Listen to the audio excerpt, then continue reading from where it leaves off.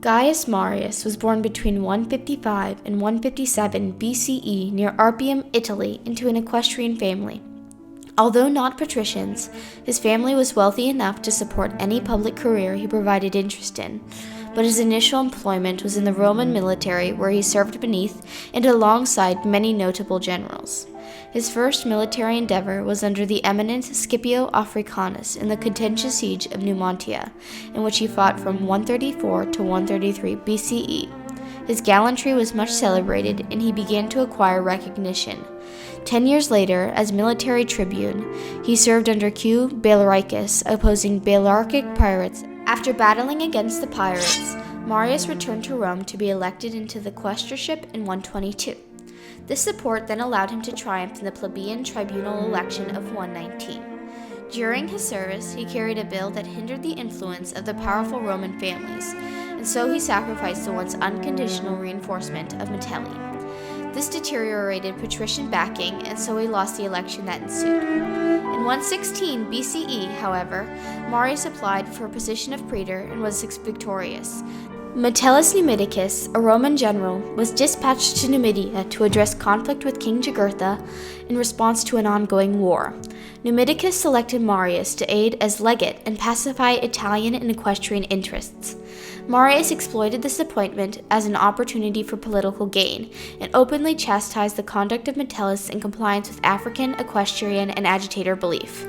Discounting Metellus' protest, Marius returned to Rome following his unanimously commended intrigue against Metellus. Marius ran for the position of consul and was appointed in 107 BCE. The Roman population resolved to overturn Metellus' control and grant the authority in Africa to Marius. The irate Senate attempted to humiliate Marius by permitting the recruitment of additional troops for the controversial war. Marius employed plebeian and other landless men who were prior debarred from legionary conflicts in an unanticipated retaliation. In the 2 years that succeeded, Marius defeated Jugurtha from the land. His glory was deviated, however, as his quaestor Sulla was a negotiator of the surrender.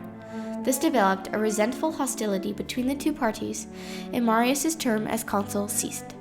Migrating Cimbri and Teuton Germanic tribes were posing a threat to northern Italy and Gaul. In reflection of his preceding successes, the citizens of Rome enlisted Marius to address the tribes.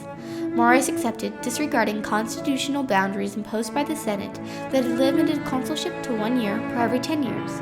He served additionally in 104, 103, 102, 101, and 100 BCE, during which he confronted the northern conflict.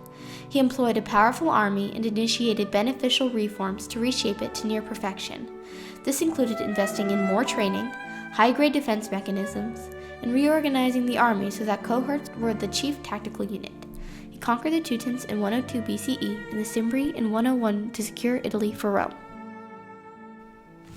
In Marius' third year as consul, a demagogue named Saturninus attracted Marius' attention after he had instituted legislation that benefited his military veterans. He provided a bill that established allotments for the poor, the military retirees, and Italians in Sicily and Greece.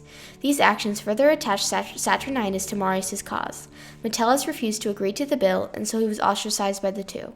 Saturninus attempted to install a legislator named Glaucia into the consulship, but maliciously slaughtered the opponent to guarantee victory. Marius extricated himself from Saturninus' grip and assisted the Senate in restoring public order to Rome. His disregard of the lynching of Saturninus cost him political credit among Romans. Marius had also made a provocative speech for patricians titled On Humbleness of Birth in 100 BCE. He is quoted saying, "Compare now, my fellow citizens, me who am a new man, to those haughty nobles." Marius emerged from semi-retirement once again to salvage Rome from waging warfare in the north. He was offered consulship but refused, most likely on the basis of his infirmity. Sulla then marched on Rome as a result of Marius' growing command, and, in a world of acrimony, Marius fled to Africa. Marius joined an individual named Cinna in support of Italian claims for full franchise. Cinna compensated Marius for his endeavors by assigning him consul of Rome in 86 BCE. Quite elderly, Marius fell ill with pneumonia and perished shortly after his appointment in 86 BCE. Although dying suddenly, Marius left a legacy of reformation behind him. Marius defeated many opponents of Italy, reorganized Roman legions, eliminated land ownership qualification for military service, spoke out against patrician abuse, increased wages for soldiers, and provided each with the same weapons and training, and influenced the fall of the Roman Republic greatly.